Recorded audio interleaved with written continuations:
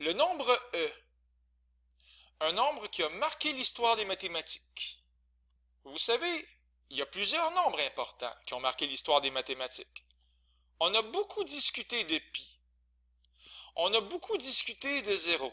Alors lui, il a fait jaser bien du monde. Racine de 2. Ça aussi, il y a eu sûrement des discussions animées à son sujet.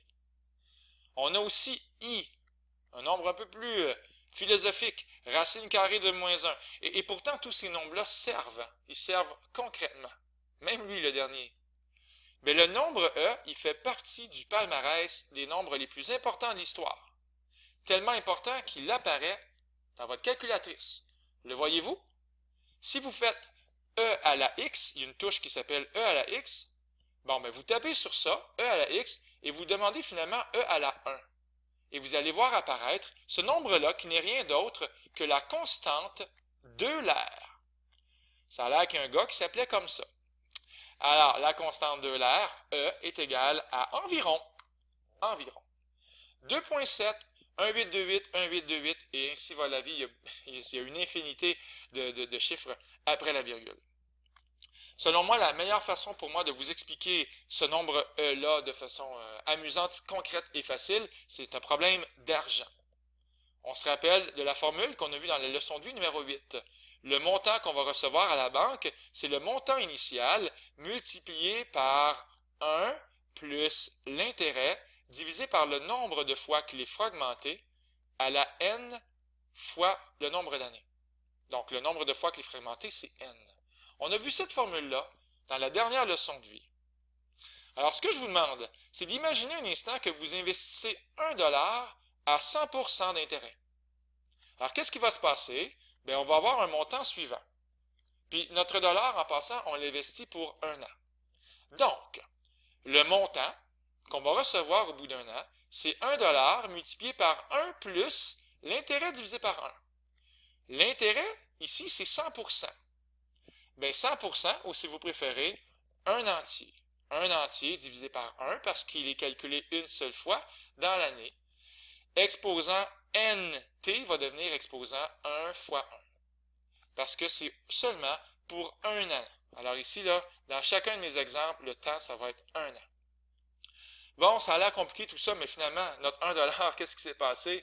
Il a doublé, n'est-ce pas? Et on a, wow, on est chanceux, on a 2$. Qu'est-ce qui arrive maintenant si on calcule l'intérêt 2 fois? Alors, on va avoir 1 plus l'entier ou le 100% divisé par 2. Donc, ça va faire 1 plus une demi calculé 2 fois plus souvent.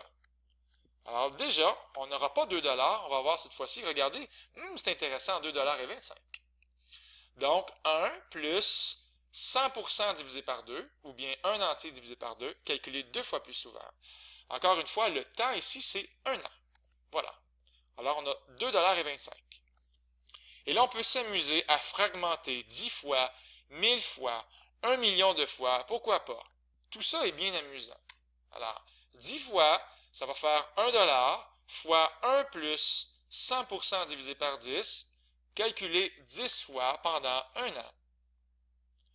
2,59$. Ça monte, ça monte. Un autre. Calculé 1000 fois. Alors, 1 plus 1 sur 1000. Donc, notre intérêt de 100% ou de 1 entier, il est coupé en 1000, mais calculé 1000 fois plus souvent. Encore une fois, au risque de me répéter, pendant 1 an. 2$. Alors, on a mis quelques chiffres après la virgule. 2, 7, 1, 6, 9, 2, 3, 9. Ça commence à ressembler à la constante d'Euler. Vous ne trouvez pas, vous? Moi, je trouve que oui. On poursuit. 1 million de fois. Êtes-vous prêts? Ça va être très amusant, tout ça. Donc, 1 million de fois, je pense que je vais nettoyer un peu mon écran. Voilà, c'est fait. Alors, 1 million de fois. Alors, on prend notre 100%, on le coupe en 1 million.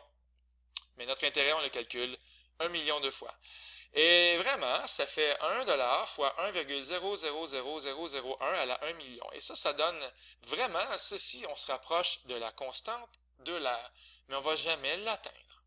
C'est le fun, hein? On ne va jamais l'atteindre. Le nombre E, attention, ça ne sera pas à l'examen. Ne soyez pas inquiets. C'est la limite. la limite, regardez comment c'est écrit, c'est des maths d'université. C'est à la limite,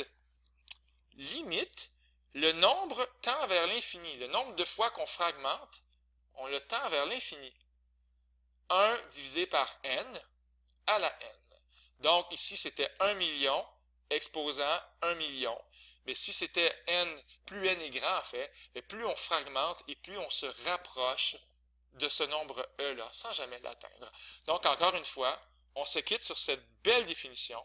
E, c'est la limite, la fragmentation, le nombre de fois qu'on fragmente, l'intérêt tend vers l'infini, et on le calcule une infinité de fois. La limite n tend vers l'infini de 1 plus 1 sur n à la n. De toute beauté, n'est-ce pas? Devant cette merveille, les mots me manquent. Je vous salue. J'espère que vous allez faire de beaux examens, que cette vidéo-là vous a pas trop traumatisé. Dans la prochaine vidéo, on commence les logarithmes. Là, c'est du sérieux. C'était Luc Allard pour le Collège Sainte-Anne. Au revoir.